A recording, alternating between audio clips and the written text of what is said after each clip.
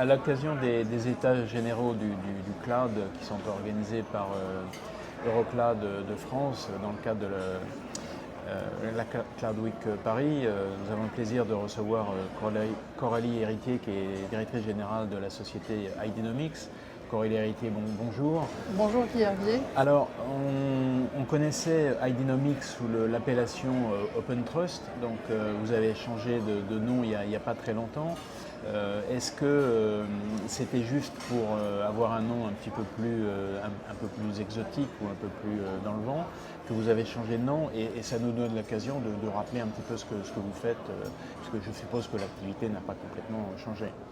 Oui, l'activité, le cœur d'activité est le même, c'est la gestion et la protection des identités numériques. Donc identité, c'est le ID de Ideanomics. Nomic, c'est le nom, c'est la personne. Ça signifie aussi qu'on est centré au cœur des préoccupations des personnes dans leur vie de tous les jours, dans leur vie citoyenne, dans leur vie dans l'entreprise. On protège les identités des citoyens et des entreprises et aussi désormais des objets connectés. Alors vos clients, c'est principalement des entreprises et des grandes entreprises ou est-ce que finalement c'est assez diversifié ? Alors, on a comme clients l'administration, de grands ministères, des gouvernements, puisqu'on est sur des projets de passeport biométrique et carte nationale d'identité électronique. Donc ça, c'est à peu près un tiers de notre activité. Et le reste, en effet, ce sont des grandes entreprises. On a à peu près 60% des clients du CAC 40, dont des grandes banques, mais aussi des industriels et des entreprises dans le secteur de l'énergie. Alors là, on est dans une conférence qui s'intéresse au cloud et tous les sujets qui vont avec. Finalement, votre présence ici est un peu surprenante et on peut se dire la sécurité, c'est vraiment quelque chose qu'on a envie de maîtriser, qu'on veut avoir proche de chez soi. Est-ce que votre présence ici tendrait à montrer que finalement la sécurité, elle aussi, a pris le chemin du cloud et qu'elle peut finalement aller ailleurs que sur l'entreprise? Je dirais que ça fait depuis l'existence de l'entreprise que finalement on fait ce qu'on appelle aujourd'hui le cloud. On le fait avant que ça s'appelle le cloud.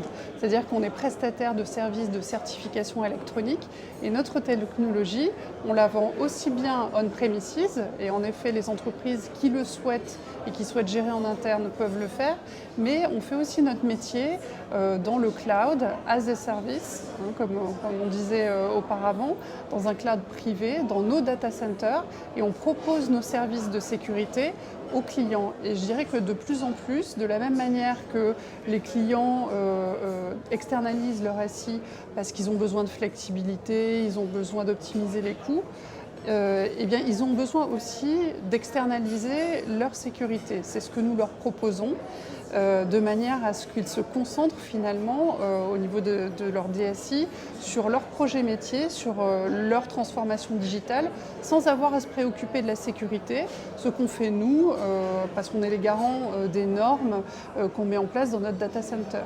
Alors, on le sait, la sécurité est une préoccupation des DSI, ça, on l'a vu depuis toujours, c'est pas nouveau lié au cloud.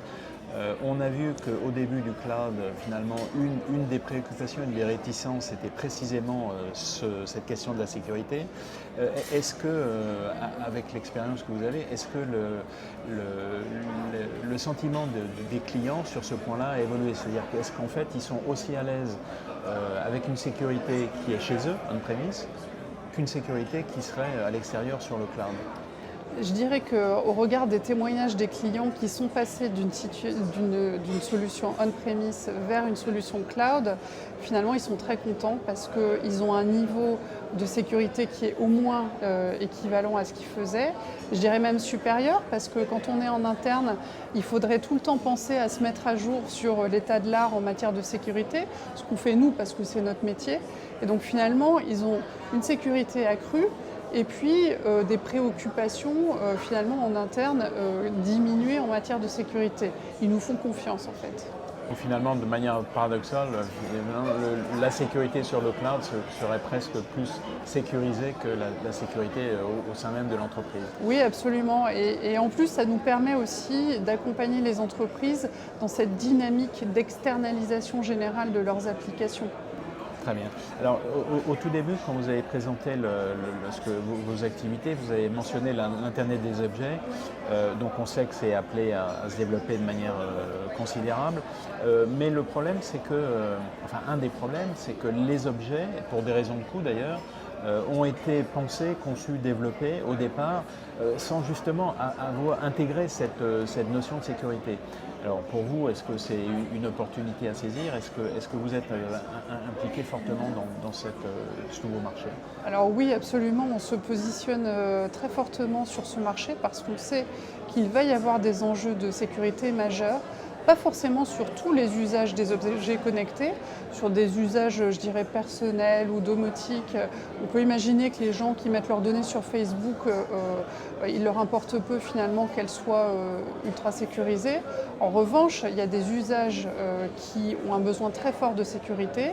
Par exemple, les véhicules, ce qu'on appelle les STI, les systèmes de transport intelligents qui sont communicants, qui communiquent entre eux. Eh bien, nous participons à un projet d'innovation qui s'appelle SCOOP, qui est piloté par le ministère de l'Environnement, de l'Énergie et de la Mer, et qui est un projet européen financé par l'Europe, donc un projet d'envergure, et qui vise à sécuriser des véhicules communicants. On comprend bien quel est l'enjeu ici. L'enjeu, c'est la sécurité routière et donc la vie des gens.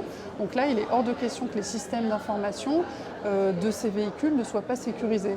Là, les constructeurs donnent un très bon exemple et une très bonne impulsion, finalement, en prenant ce sujet de la sécurité en amont dans la création de ces véhicules communicants. On a vu récemment là, avec le véhicule autonome de Tesla qui a eu un accident, donc ça posait aussi d'autres problèmes, des problèmes de responsabilité.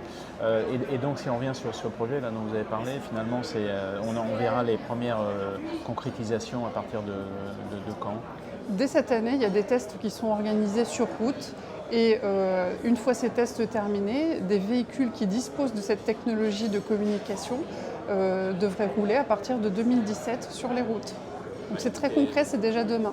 On va attendre ce moment-là et on ira peut-être ensemble dans un véhicule connecté sans avoir à le conduire. Cordelia Itier, merci beaucoup. Merci à vous.